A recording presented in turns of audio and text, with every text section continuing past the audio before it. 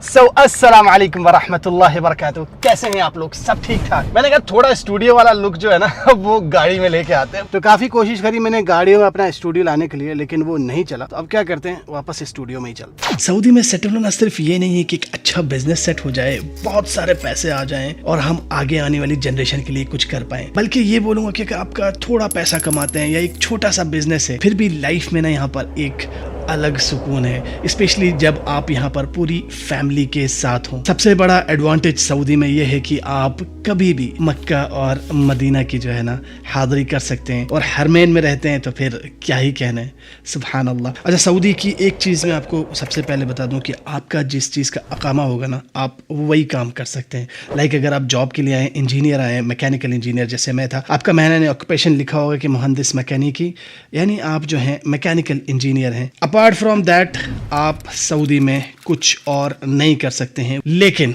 आज ये वाली वीडियो उनके लिए है जो सऊदी आके रहना चाहते हैं और जो भी मर्जी है ना वो काम करना चाहते हैं। तो चलें इंशाल्लाह बगैर किसी देर किए वीडियो को स्टार्ट करते हैं और एक्सप्लोर करते हैं कि आप सऊदी में किस तरह सेटल हो सकते हैं। तो आज से इंशाल्लाह ओए ये क्या हो गया भाई, ये तो पहले ही नीचे चला गया। तो आज से इंशाल्लाह इस कैमरे को जो है ना हम बाय बाय कर रहे हैं, और इसको ऑन करके दिखाता हूँ कि किस सेटअप पे हम आ गए हैं। इसमें माइक का सेटअप अभी थोड़ा चेंज होगा। फ़िलहाल अभी हम लोग ऐसे यूज़ करते थे, ये कुछ इस तरह से, समझ रहे, मतलब ये माइक यहाँ से हमारा रिकॉर्ड करता था एंड ये हमारा फेशियल रिकॉर्ड करता था कुछ इस तरह से। और अभी हमारा सेटअप हो गया है ये। थोड़ा कंपैरिजन मुझे बताइएगा इंशाल्लाह, क्योंकि इसके अंदर जो मतलब बैकग्राउंड सेपरेशन है ना बहुत ही आउट क्लास आ रहा है। फ़िलहाल आप लोग ज़रूर बताइएगा। और अभी हम लोग चल रहे हैं हरम शरीफ, क्योंकि वीडियो बड़ी इंटरेस्टिंग है भाई, बिजनेस सेटअप किस तरह करना है। तो हमने कहा कि एक बार हरम शरीफ भी आपको थोड़ा सा ले जाके आपके अंदर जो जज्बा है यहाँ पे आने का उसको और दुगना कर दे, है ना।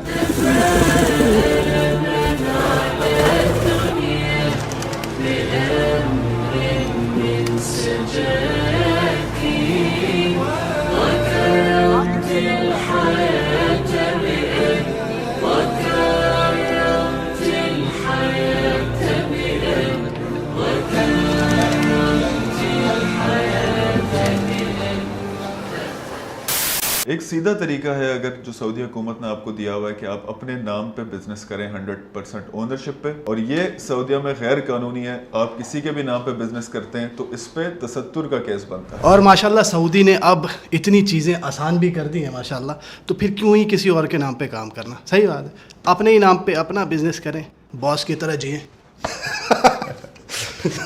शुरू जब मैं इस गेट में दाखिल हुआ ना तो मुझे इतना भरोसा नहीं था, लेकिन आज एक ऐसा दिन है कि मैं आप लोग को गारंटी से बोल रहा हूँ कि आप लोग भी यहाँ पे आना चाहेंगे। Keep moving beyond tomorrow. बेशक उसके आगे तो अल्लाह ही जानता है, लेकिन कुछ स्ट्रैटेजीज़ आपको चाहिए होती हैं, वो आपको मिलेंगी यहाँ पे इंशाल्लाह। क्या हाल चाल है? सब ठीक ठाक है? ये हैं हमारे हमज़ा भाई जो कि हमें मंदी खिलाएंगे। हमने कहा काम से पहले थोड़ा सा पेट भर लिया जाए ताकि काम करने में मज़ा आएगा आप लोग के लिए। क्या बात है ना। और सऊदी में जब सेटल होते हैं तो वे माशाल्लाह सऊदी की मंदी भी खाते हैं ना। माशाल्लाह। अच्छा, आप लोग मुझे बताएं कि सऊदी में आके आपको खाने के हिसाब से सबसे ज़्यादा क्या ट्राई करने का दिल करता है? मंदी है ना? कमेंट में ज़रूर बताइएगा। मतलब इस गोश्त में नमक के अलावा कुछ नहीं है। जी सर, माशाल्लाह। और क्या लजीज लग रहा है खाने में। चिकन की स्किन के लिए हम लोग लड़ाई करते हैं, लेकिन फ़िलहाल यहाँ पे मटन की स्किन में मज़ा आ रहा है। अल्लाह सबको खाने की तौफीक दे। आमीन आमीन। और सऊदी में बसना आसान फरमाए। बिस्मिल्लाह बिस्मिल्लाह। तो settling in Saudi Arabia series चल रही है माशाल्लाह, और ये हमारा 3rd एपिसोड है। अभी तक हमने जो बताया वो जॉब्स के बारे में बताया, लेकिन इंशाल्लाह इस एपिसोड में हम रियली बताएंगे कि how you can settle in Saudi Arabia. हमने आज से तकरीबन 6-7 महीना पहले लाइसेंस लिया था यहाँ पे, इंटरप्रेन्योर लाइसेंस, हमज़ा भाई के थ्रू। उससे पहले भी बहुत ज़्यादा मैं कंफ्यूज था कि मैं लाइसेंस कहाँ से लूँ, क्योंकि आपको जब इन्फ्लुएंसर बनना होता है ना तो आपको इंडिपेंडेंट होना बहुत ज़रूरी है। इसके ऊपर इंशाल्लाह एक सेपरेट वीडियो रहेगी कि how to become an influencer in Saudi Arabia. फ़िलहाल अभी हम लोग बात कर लेते हैं कि आप किस तरह सऊदी अरब में सेटल हो सकते हैं। फुल अथॉरिटी के साथ? हारिस भाई, सबसे पहले इस तरह है कि माशाल्लाह आपने तो लाइसेंस ले लिया और आपका ऑलमोस्ट 8 महीने भी हो चुके हैं लाइसेंस। इस तरह आप ये सीरीज़ भी बना रहे हैं कि how to settle in Saudi Arabia. तो बहुत से लोगों को सवाल होगा कि कैसे हम मूव कर सकते हैं एज ए बिज़नेस। तो आई एम श्योर बहुत से ऐसे लोग हैं मार्केट में, उनको इन्फॉर्मेशन ऑलरेडी मिल रही होगी, उनके पास ऑलरेडी इन्फॉर्मेशन होगी कि कौन कौन से टाइप के लाइसेंसेस हैं और क्या क्या रिक्वायरमेंट है। पर मेन चीज़ इसमें ये होती है हारिस भाई कि अगले बंदे को ये पता होना चाहिए कि इसमें लीगैलिटीज़ क्या क्या है, कि किन किन चीज़ का हमने ध्यान रखना है और किस किस चीज़ से बचना है। जैसे कि अभी आजकल मार्केट में अगर मैं आपको एक एग्जांपल दूं, सर्विस लाइसेंस जो होता है बेसिकली उसकी रिक्वायरमेंट ये होती है सऊदी अरेबिया में कि आपको एक ऑफशोर कंपनी चाहिए होती है सऊदीया से बाहर किसी भी कंट्री में हो, उसकी मिनिमम एज 1 साल पुरानी हो और उसकी फिर फाइनेंशियल ऑडिट रिपोर्ट वगैरह ये जितनी भी डॉक्यूमेंटेशन है वो होती है। तो मार्केट में आजकल ये हो रहा है, आपकी न्यू कंपनी बनाते हैं सऊदीया से बाहर, उसकी जो डॉक्यूमेंटेशन है वो बैक डेट करते हैं और वही टेस्ट करा के यहाँ ले आते हैं। कंपनी जो बाहर बेस करती है वो न्यू होती है पर डॉक्यूमेंट उसके पुराने होते हैं। मतलब उनका काम ये था कि लाइसेंस आपको दिया, हमारा काम खत्म। मास्सलाम। तो इस चीज़ में आगे लोगों को क्या कॉन्सिक्वेंसेस कहाँ फेस होते हैं कि आपका साल बाद जो है जब रिन्यूअल आता है, आप अपडेटेड डॉक्यूमेंट लेके आए या अपडेटेड स्टैंपिंग लेके आए, फिर उनको फेस होता है कि यार ये कंपनी तो न्यू थी, इसके डॉक्यूमेंट पुराने थे, कि दोबारा से वो डॉक्यूमेंट निकालते हैं उसमें डेट में डिफरेंस आ जाता है। तो ये इनको इशू फेस हो सकता है। तो इसी तरह लोग जो मार्केट में कर रहे हैं, तो मेरा यही है कि लोग जहाँ से भी करवा रहे हैं वहाँ से सबसे पहले अपने मेक श्योर करें जो आपकी डॉक्यूमेंटेशन है उसको प्रॉपर वे में रखें और लीगलिटीज़ को देखते हुए चलें, नहीं तो लाइसेंस हर बंदा मार्केट में बना रहा है। बिल्कुल। जैसे कोई मिसाल के तौर पे लेना चाहता है तो उसको क्या क्या रिक्वायरमेंट होगी, थोड़ा सा ठीक है मैं बता देता हूँ। सबसे पहली चीज़ ये रिक्वायर्ड होती है कि आपको कौन सा बिजनेस पाथ चूज़ करना है। अब लेट्स सपोज दुनिया में कहीं पे भी बंदा उसका किस फील्ड का बिजनेस है, क्या वो ट्रेडिंग का बंदा है, क्या वो इंडस्ट्रियल बंदा है या वो सर्विसेज का है। वो सबसे पहले अपना पाथ चूज़ करेगा किस चीज़ का पाथ है। सर्विस और इंडस्ट्रियल की जो रिक्वायरमेंट है वो सेम, वो ये रिक्वायरमेंट है कि आपके पास सऊदीया से बाहर एक ऑफशोर कंपनी होनी चाहिए जिसकी मिनिमम एज 1 साल पुरानी हो और उसकी ऑडिट रिपोर्ट चाहिए होती है जो प्रॉफिट में हो, लास्ट ईयर जो फाइनेंशियल ऑडिट रिपोर्ट है। फिर उसकी अटेस्टेशन वगैरह वहाँ से सऊदी एम्बेसी से और अल्लाह आपका भला करे मोफा से, जिस कंट्री से, और वो डॉक्यूमेंट यहाँ फिजिकली लेके आने होते हैं आगे फर्दर मीसा लाइसेंस के लिए। तो प्रोसेस आई एम श्योर बहुत से लोगों को इल्म भी होगा इस चीज़ का और इस चीज़ को रखते होंगे। इसी तरह ट्रेडिंग में जहाँ पे एक कंपनी की सर्विस में रिक्वायरमेंट है, इंडस्ट्रियल में, ट्रेडिंग में वो 3 कंपनियों की रिक्वायरमेंट है कि आपके पास एक मेन कंपनी हो जिसकी ऑडिट रिपोर्ट चाहिए और 2 उसकी सिस्टर कंपनीज हो। जहाँ तक फीस की अगर बात करते हैं, सऊदीया में अगर कोई बंदा स्टार्ट करना चाहता है तो उसके माइंड में आई एम श्योर ये सवाल होगा कि कितनी गवर्नमेंट के चार्जेस हैं। तो अगर गवर्नमेंट की चार्जेस की बात करें अगर, तो आप डॉक्यूमेंट्स के अलावा, तो गवर्नमेंट के जो चार्जेस हैं सालाना, पहले मीसा लाइसेंस की फ़ीस हुआ करती थी जिसे मिनिस्ट्री ऑफ इन्वेस्टमेंट बोलते हैं, उसके पहले साल की फ़ीस थी 12,000 रियाल, दूसरे साल से ईच ईयर होती थी 62,000 यानी 62,000 रियाल। फॉर द पास्ट तकरीबन 1.5 से 2 साल होने वाला फ़ीस ऑन होल्ड है।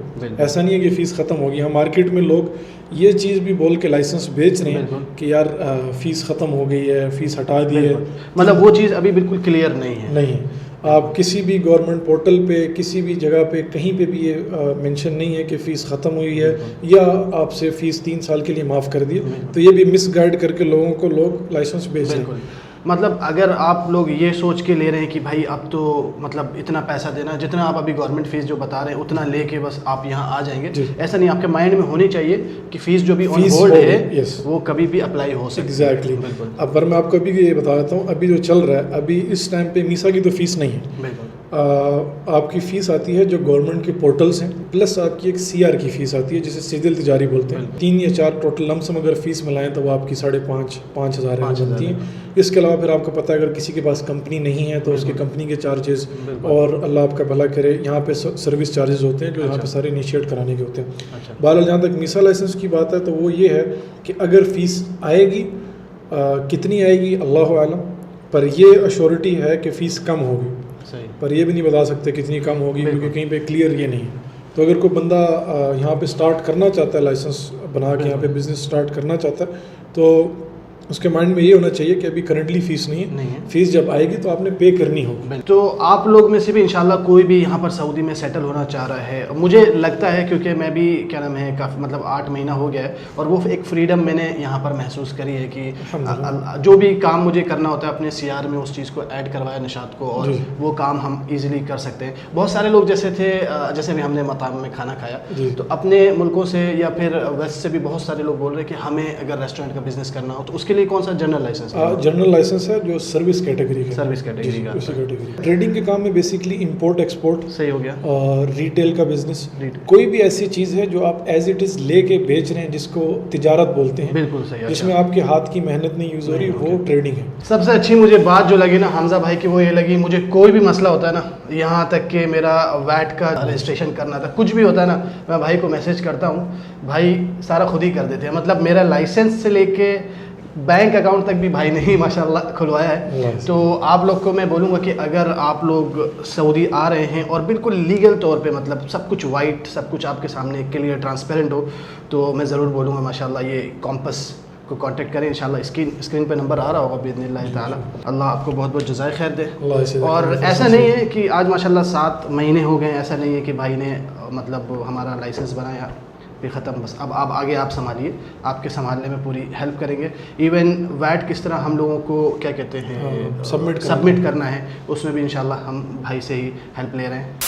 एक इस वीडियो से एक चीज़ क्लियर होगी कि सऊदी अरब में ना आप बिज़नेस करना बहुत ईजी है, चाहे वो ट्रेडिंग हो या फिर जनरल लाइसेंस हो जैसे रेस्टोरेंट वगैरह हो या फिर इंडस्ट्रियल लाइसेंस हो, तो अब सऊदी में ये लाइसेंस लेना बहुत इजी है। आप लोग को सऊदी में अपना बिजनेस सेटअप करने के लिए कोई भी हेल्प चाहिए हो तो हमारे भाई लोग हैं माशाल्लाह, कॉम्पस बिजनेस सर्विसेज को आप बेझिझक होके कांटेक्ट करें और अपना सऊदी में सेटल होने की जो आप लोग की ख्वाहिश है ना, अल्लाह ताला इंशाल्लाह पूरी करवाएगा बिइज़्निल्लाह ताला। और एक दूसरा मेरा एक रिकमेंडेशन ये होगा कि आप बस ऐसा ना करें कि कुछ मुझे सऊदी में सेटल होना है, बस जनरल लाइसेंस ले लूँ, इन्वेस्टर ले लूँ और सऊदी में जाके सेटल हो जाऊँ, बल्कि मैं आप लोग को रिकमेंड ये करूँगा कि एक बार विज़िट पे ना सऊदी आ जाएं, सऊदी का मार्केट जो है ना उसको एक्सप्लोर कर लें कि आप जो बिज़नेस सोच के आए हैं वो फिजिबल है कि भी नहीं। एक फिजिबिलिटी प्लान भी बना लें कि हम ये वाला काम जाके जब सऊदी में करेंगे तो इसका क्या स्कोप है इंशाअल्लाह। अच्छा, दूसरी एक चीज़ की क्वेरी बहुत आ रही थी कि भाई रियल इस्टेट ना सऊदी अरब में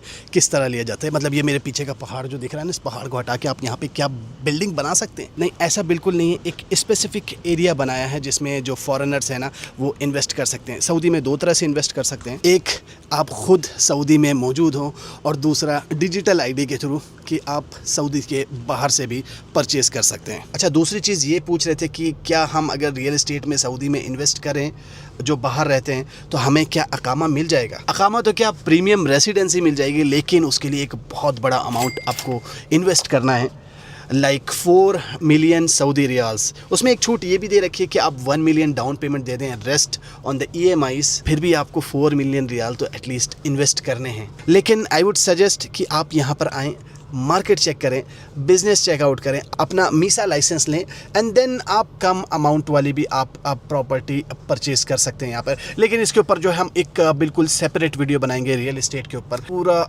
खुला मैप मिलेगा कि आपको किस तरह कहाँ पर किस तरह इन्वेस्ट करना है बिइज़्निल्लाह ताला। तो माशाल्लाह गर्मी इतनी हो रही है कि भाई साहब आइसक्रीम वगैरह लेना पड़ रहा है और इसी को मद्देनज़र रखते हुए इंशाल्लाह हम लोग यहाँ से चल रहे हैं मदीनतुल मुनव्वरा और फिर वहाँ से हम लोग चढ़ेंगे एक हिल स्टेशन बिल्कुल कंट्री साइड इंशाल्लाह बिइज़्निल्लाह ताला। अबे साले, बंदा जो है वो अपने बिजनेस की जब बुनियाद ही 2 नंबर तरीके से या बुनियाद ही गलत रखेगा तो उसका बिल्कुल वो कहते हैं ना स्ट्रक्चर बनाते हुए अगर आपने बिल्डिंग की बुनियाद ही सही नहीं रखी तो बिल्डिंग कैसे खड़ी होगी? बिल्कुल ऐसे ही। तो ये चीज़ काफ़ी मैटर करती है। वॉशरूम जाना पड़ेगा वहाँ ख्यालात बहुत आते हैं, आइडियाज़ बहुत आते हैं। सर आप मजाक कर रहे हैं। हरम शरीफ के भी आपको जो है वो क्या कहते हैं ज़ियारत कर, हरम शरीफ की भी आपको इतना काला यार ये थोड़ा सा प्रॉब्लम है। अगर आपके पास प्रीमियम रेसिडेंसी भी है ना तो आपके बच्चे 24 एज के बाद उनको स्पॉन्सरशिप चेंज करनी पड़ेगी या उनको अपने लिए अलग अलग वीज़ा लेने पड़ेंगे। थोड़ा सा लंबा हो रहा है। आप लोग को कोई भी भाई